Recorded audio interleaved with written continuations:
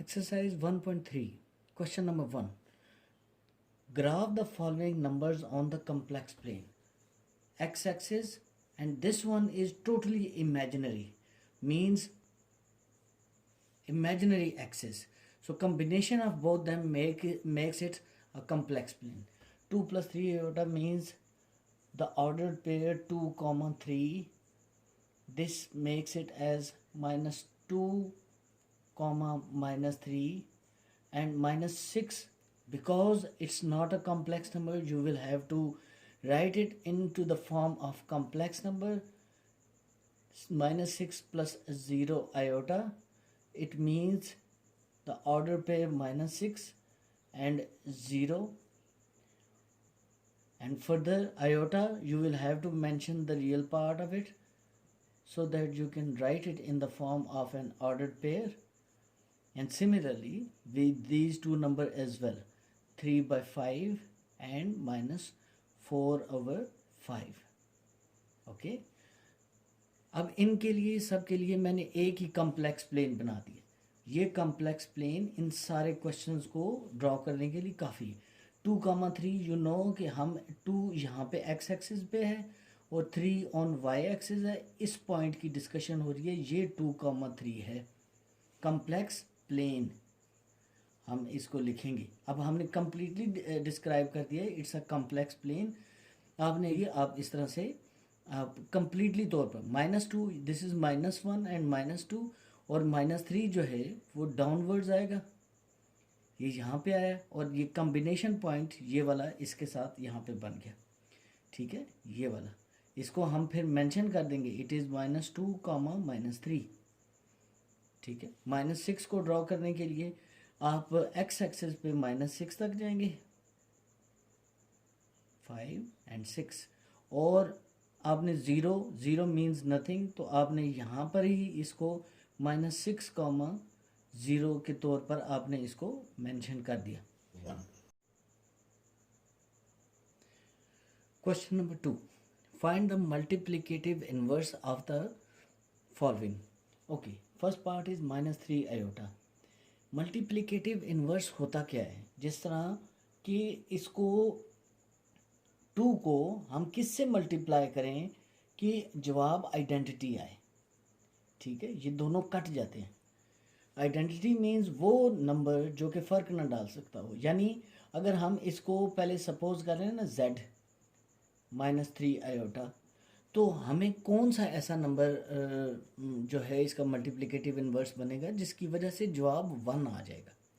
इसके करने के लिए हमें कम्प्लेक्स नंबर में inverse will be be 1 over z, that is 1 over -3 iota. अब हमने सिर्फ एक बात इस क्वेश्चन में सीखनी है कि डिनोमिनेटर में कभी कम्प्लेक्स नंबर या इमेजिनरी नंबर नहीं रह सकता. आपने डिनोमिनेटर से आयोटा को ख़त्म करना ही होता है. तो इस क्वेश्चन में आप जस्ट सिंपली आयोटा से मल्टीप्लाई भी कर लें और डिवाइड भी कर लें. ऊपर वाला 1 से मल्टीप्लाई होके आयोटा, नीचे वाला -3 आयोटा स्क्वायर. तो आयोटा स्क्वायर की वैल्यू कितनी होती है? -3 इंटू -1, तो ये हो जाएगा आयोटा ओवर +3. ये आपका जवाब है. 1 over z या z इन्वर्स कह लें, ये एक दूसरे के जो है वो मल्टीप्लिकेटिव इन्वर्सेस हुए. अच्छा, अब सेम क्वेश्चन लेकिन इसका पार्ट नंबर 3 हम सॉल्व करेंगे. एक कम्प्लेक्स नंबर दिया है -3 -5 आयोटा. Let z is equal to -3 -5 iota. तो देखिए मल्टीप्लिकेशन में 3 का इन्वर्स क्या होता है? 1 over 3. 5 का क्या होता है? 1 over 5. ठीक है, तो z का क्या होगा? 1 over z. बस ये जवाब आ गया. लेकिन बात ये जहन में रखने की है, डिनोमिनेटर में कभी कम्प्लेक्स नंबर नहीं आ जाता, चाहे इस क्वेश्चन में है या दुनिया के किसी भी क्वेश्चन में है. डिनोमिनेटर में आपने कम्प्लेक्स नंबर लिखा तो वो क्वेश्चन गलत होगा, आपको कम्प्लेक्स रिमूव करना होगा. इसके लिए आप इसके कॉन्जुगेट से मल्टीप्लाई करेंगे. कॉन्जुगेट क्या होता है? आयोटा वाले का साइन चेंज हो जाता है, माइनस है तो प्लस डाल दो, -3 + 5 आयोटा. 1 से मल्टीप्लाई होने से -3 + 5 आयोटा, डिनोमिनेटर में a माइनस बी और a प्लस बी का सेटअप है, a का स्क्वायर -5 आयोटा का स्क्वायर, ये हो जाएगा -3 + 5 आयोटा, ये हो जाएगा 9 - 25 आयोटा स्क्वायर। अब आयोटा स्क्वायर की वैल्यू कितनी होती है, मैं यहीं पर ही डाल देता हूँ, वो होती है -1।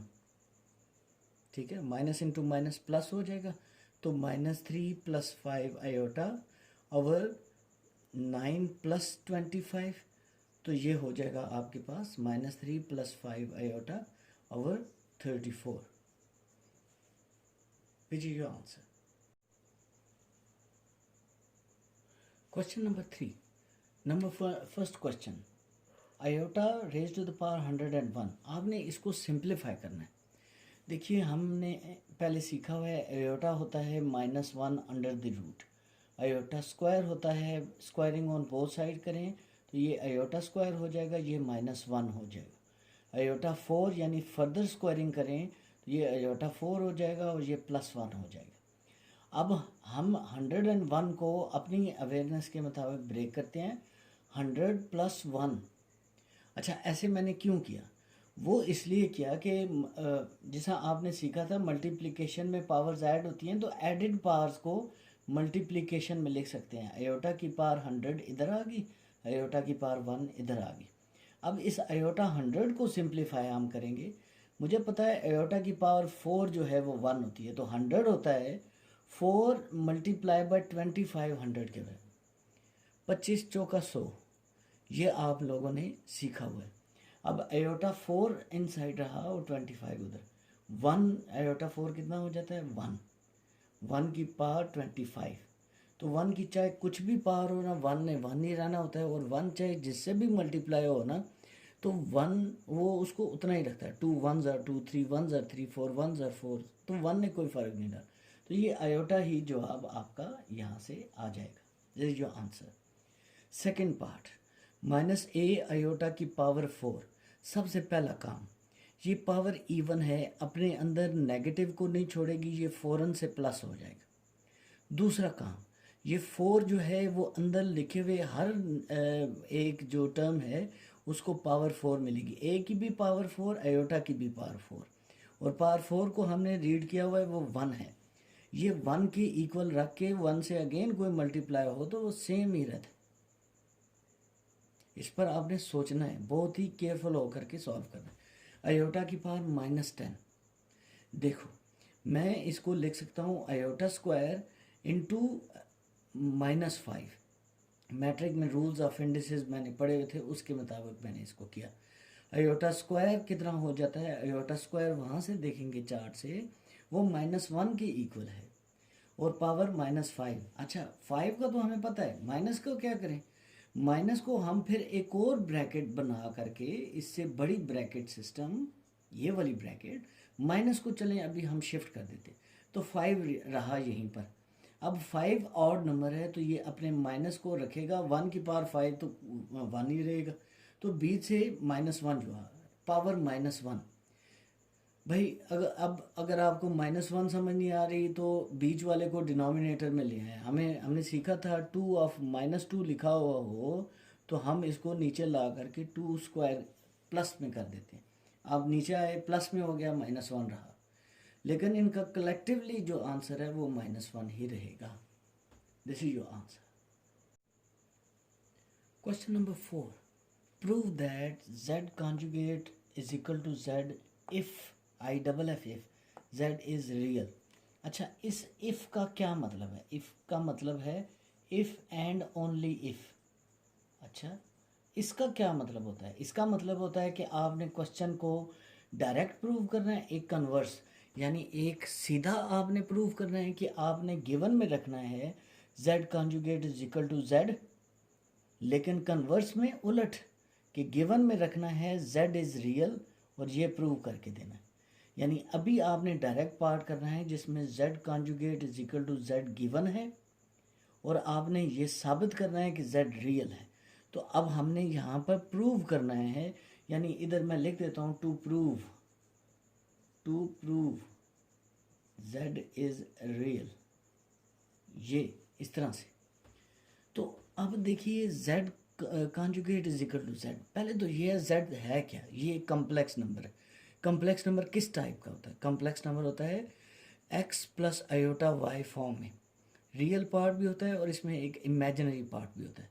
अगर z कॉन्जुगेट z के बराबर है x प्लस आयोटा y का conjugate x plus iota y। Conjugate का क्या मतलब होता है? कॉन्जुगेट का मतलब होता है उसकी एक्स एक्सिस पे रिफ्लेक्शन, यानी कि आपने आयोटा वाले प्लस को आपने उसके माइनस में चेंज कर देना है, कि आयोटा वाले का साइन चेंज कर देना है। अच्छा ठीक है, वो यहाँ तक हो गया कॉन्जुगेट का। फिर इसके बाद हमने सबको एक तरफ शिफ्ट किया, यहाँ से x और x कैंसिल हो गए और बाकी रिमेनिंग सीट -2 आयोटा y आए।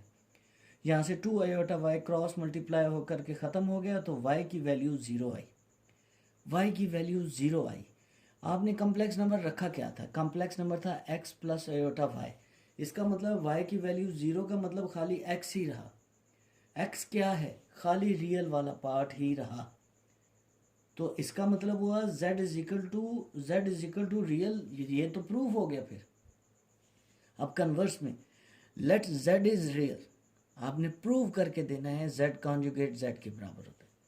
अच्छा, अब आप चलते हो एज z इज रियल।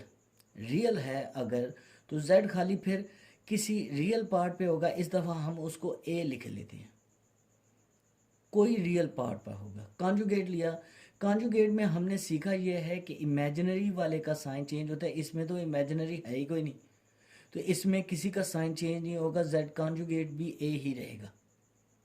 तो इसका मतलब ये दोनों की जवाब a और a ही है। इसका मतलब ये दोनों इक्वल हैं। यही तो आपने प्रूव करना था। आप आके लिखेंगे hence proved. This completes the solution. Question number 5, part number 1। 4 into 2 into -4 under root. -4 under root calculator से आप लें तो वो मैथमेटिकल एरर जवाब दे देगा, उसका सोल्यूशन ही नहीं निकलेगा। क्यों? इसका मसला खाली ये माइनस का है। अब इस -4 को मैं लिख देता हूँ -1 इंटू 4। अच्छा, इस -1 को मैं फर्दर लिख देता हूँ, ये आयोटा स्क्वायर के इक्वल होता है।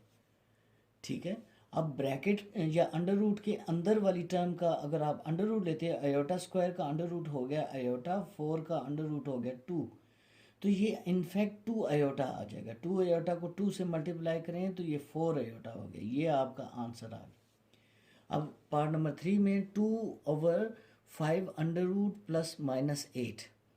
बहुत ही ध्यान से तसल्ली से क्वेश्चन को सॉल्व करना है। -8 को मैं लिख सकता हूँ -1 इंटू 4 इंटू 2। 4 मैंने क्यों लिखा? क्योंकि 4 जो होता है वो 2 का स्क्वायर होता है, -1 जो होता है वो आयोटा का स्क्वायर होता है। 2 एज इट इज़ आने दें, तो ये हो जाएगा आयोटा स्क्वायर और 2 स्क्वायर बाहर निकल के 2 आयोटा बन जाएंगे। अब हमने ये सीखा था कि डिनोमिनेटर में कभी कम्प्लेक्स नंबर नहीं आ सकता, आपने इसके कॉन्जुगेट से मल्टीप्लाई करना है। Conjugate means 5 under root -2 iota और अंडर रूट 2।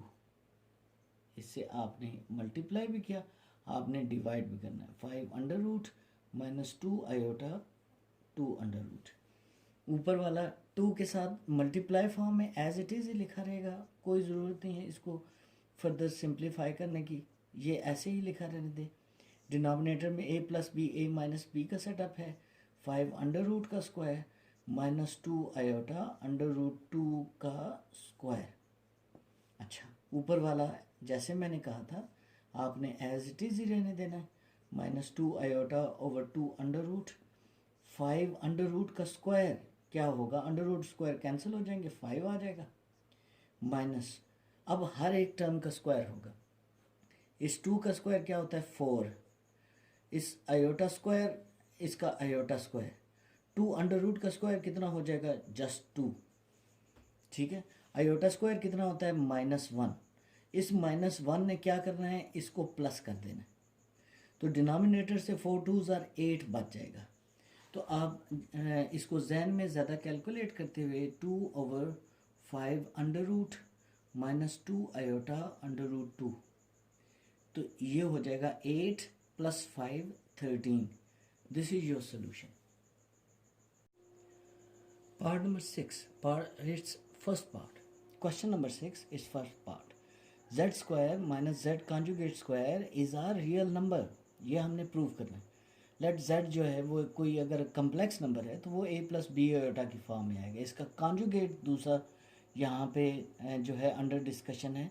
हम इसके कॉन्जुगेट को निकाल लेते हैं. कॉन्जुगेट क्या बनेगा? a minus b iota. ये कॉन्जुगेट का कॉन्सेप्ट अब क्लियर हो जाना चाहिए. ठीक है, तो फिर अब आपने सॉल्व क्या करना है? आपने सॉल्व करना है Z square minus Z conjugate का स्क्वायर. जेड की वैल्यू डाली तो ये जेड की वैल्यू, कॉन्जुगेट की वैल्यू डाली तो ये कॉन्जुगेट की वैल्यू.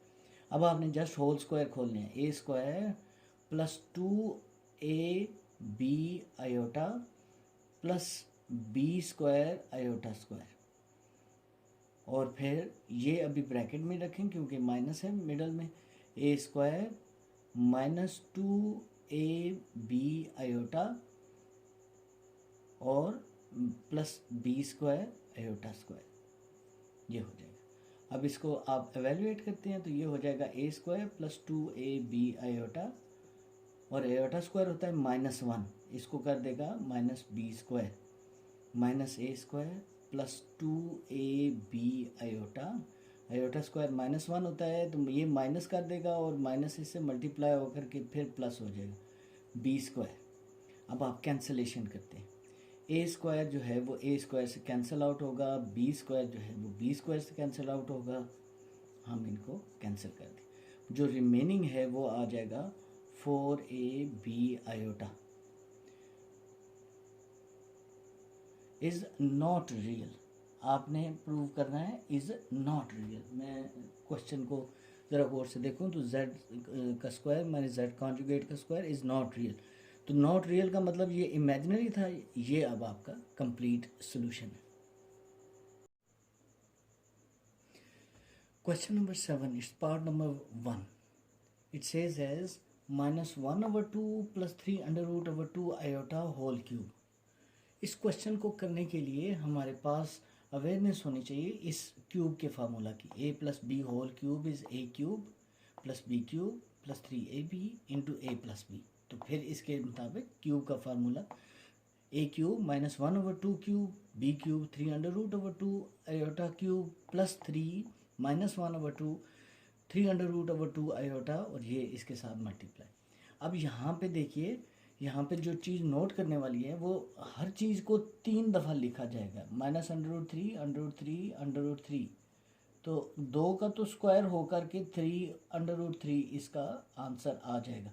तो मैंने स्ट्रेट वे यहाँ से 3√3 लिखा. आयोटा क्यूब बनना था, मैंने iota square into iota collectively वो क्यूब के इक्वल होगा.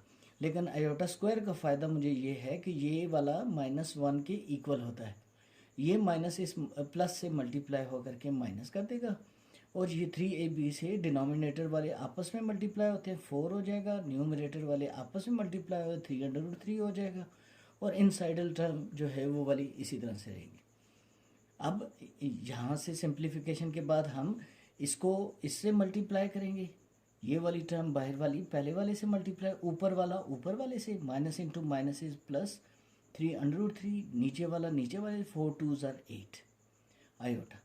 फिर ये वाला नेक्स्ट टर्म के साथ मल्टीप्लाई हो, ऊपर वाला ऊपर वाले से, minus into plus is minus 3√3 का स्क्वायर हो जाएगा और आयोटा का भी स्क्वायर हो जाएगा और नीचे वाले 4 2s are 8 हो जाएंगे.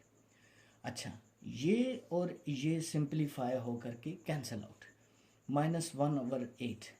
अच्छा, यहाँ से क्या आंसर आएगा? आयोटा स्क्वायर की वजह से हमें पता है -1 होता है. मैं ये चीज़ जो है वो आप लोगों को सिखाऊंगा कि इसको अपने जहन में हमेशा रखें.